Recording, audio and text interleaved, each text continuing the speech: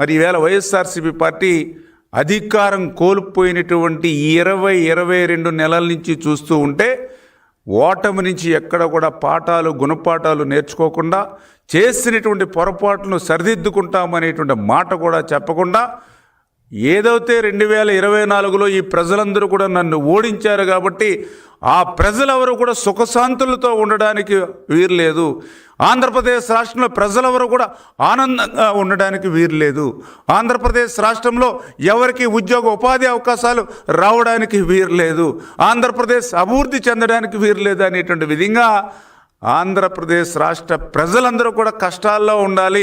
2024లో తను ఓడించినటువంటి ప్రజలు అనేటువంటి కక్షపూరితమైనటువంటి ఆయన మాటలు. ఎందుకంటే చంపేస్తాం, తొక్కేస్తాం, నరికేస్తాం, అంతు చూస్తాం, అంతం చూస్తాం, ఇవే వాళ్ళ నోటి నుంచి ప్రతిరోజు వచ్చేటువంటి మాటలు మనందరం కూడా చూస్తూ ఉన్నాం.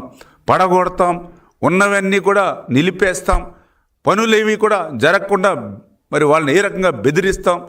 ఈ రకమైనటువంటి నైజం మరి ఈవేళ జగన్మోహన్ రెడ్డిలో చూస్తూ ఉంటే ఈ రాష్ట్రానికి భవిష్యత్తులో ఎంత ప్రమాదకారిగా జగన్మోహన్ రెడ్డి తయారయ్యారో మనందరికీ కూడా అర్థమవుతున్నటువంటి పరిస్థితి. ఇటువంటి హింసాత్మకమైనటువంటి రాజకీయాలకు ఆంధ్రప్రదేశ్ రాష్ట్రంలో తావులేదు.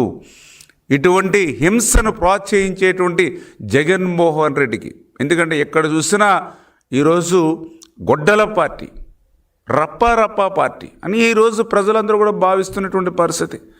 అటువంటి హింసాత్మకమైనటువంటి రాజకీయాలు నడిపేటువంటి వ్యక్తికి ప్రజాస్వామ్యంలో ఉండేటువంటి అర్హత లేదు.